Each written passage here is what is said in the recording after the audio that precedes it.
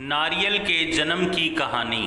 कहते हैं कि कोई भी पूजा पाठ बिना नारियल के अधूरा होता है। हमारे हिंदू धर्म में इसका विशेष महत्व बताया गया है। शास्त्रों में भी इसे बेहद खास माना गया है, इसलिए इसका एक नाम श्रीफल भी है। लेकिन क्या आपको पता है कि ये कहाँ से आया और धार्मिक कार्यों में इसको इतना क्यों महत्व दिया गया?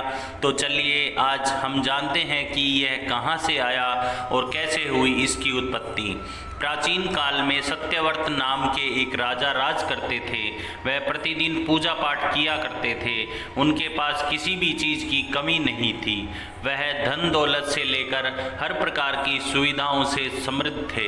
हालांकि इसके बावजूद भी राजा की एक अभिलाषा थी जिसे वह पूर्ण करना चाह रहे थे।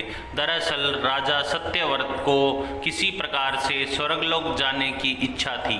वह अपने जीवन में कम से कम एक बार स्वर्गलोक के सौंदर्य को देखना चाहते थे, लेकिन उन्हें इसका मार्ग नहीं पता था। इधर दूसरी तरफ ऋषि विश्वामित्र अपनी तपस्या के लिए घर से बाहर निकले।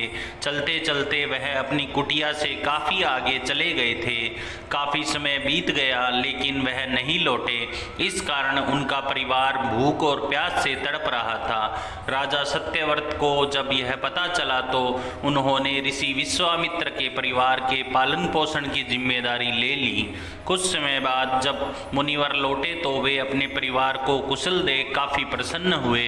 उन्होंने पूछा कि उनकी अनुपस्थिति में किसने उनकी देखभाल की। इस पर ऋषि के परिवार वालों ने बताया कि राजा ने उनके पालन पोषण की जिम्मेदारी उठाई थी। यह सुनकर ऋषि विश्वामित्र तुरंत राजमहल पहुँचे और राजा से मुलाकात की। वहां पहुंचकर उन्होंने सबसे पहले महाराज को धन्यवाद कहा। इस पर राजा ने ऋषि से अपनी इच्छा पूर्ण होने का आशीर्वाद मांगा। राजा की बात सुनकर ऋषि विश्वामित्र ने कहा, बोलिए महाराज, आपको क्या वरदान चाहिए? तब महाराज ने कहा, हे मुनि, मुझे एक बार स्वर्गलोक के दर्शन करने हैं। कृपा करके मुझे वहां जाने का वरदान दे। राजा की प्रार्थना सुनकर ऋषि विश्वामित्र ने एक ऐसा रास्ता बनाया जो स्वर्गलोक की ओर जाता था। यह देख राजा सत्यव्रत बहुत खुश हुआ। वह तुरंत उस रास्ते पे चल पड़े और स्वर्गलोक पहुंच गए। वहां पहुंचते ही इंद्रदेव ने उन्हें नीचे की ओर धक्का दे दिया, जिसके कारण वो सीधे धरती पर जा गिरे। राजा सत्यव्रत ने तुरंत सारी घटना ऋषि विश्वामित्र को बताई।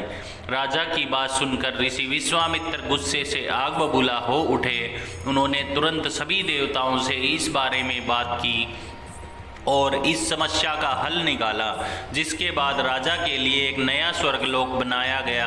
नए स्वर्गलोक को पृथ्वी और देवताओं के स्वर्गलोक के बीचों बीच स्थापित किया गया था ताकि किसी को परेशानी न हो। नए स्वर्गलोक से राजा सत्यव्रत को बहुत खुश हुए, लेकिन विश्वामित्र को एक चिंता लगातार सता रही थी। उन्हें डर था कि नया स्वर्गलोक कहीं जोरदार हवा के कारण गिर न जाए। अगर ऐसा होगा तो राजा सत्यव्रत दोबारा से धरती पर जा गिरेंगे। काफ़ी सोच विचार के बाद ऋषि विश्वामित्र को एक उपाय सूझा। उन्होंने नए स्वर्गलोक के नीचे एक बहुत लंबा खंभा लगा दिया ताकि उसके सहारा मिल सके। ऐसी मान्यता है कि नए स्वर्गलोक के नीचे लगाया गया खंभा एक विशाल पेड़ के तने के रूप में बदल गया। यही नहीं, कुछ समय पश्चात जब राजा सत्यव्रत की मृत्यु हुई तो उनका सिर एक फल में तब्दील हो गया। तभी से इस खम्भे को नारियल का पेड़ कहा जाने लगा, जबकि राजा का सिर नारियल के रूप में जाना गया। यही कारण है कि नारियल का पेड़ इतना लंबा होता है। हिंदू पौराणिक कथाओं के अनुसार नारियल को व्यक्ति के सिर का प्रतीक माना जाता है। पौराणिक कथाओं में ऐसा वर्णित है कि पहले के समय में नरबलि का प्रचलन होता था। इस नर बलि को रोकने के लिए नारियल को सिर का प्रतिरूप बनाया गया। दोस्तों, आपको ये कहानी कैसी लगी?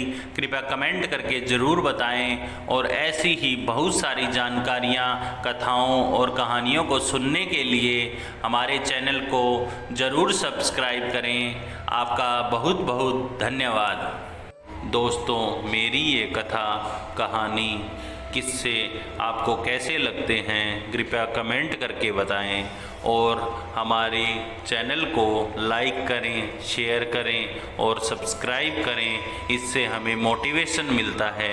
आपको बहुत बहुत धन्यवाद।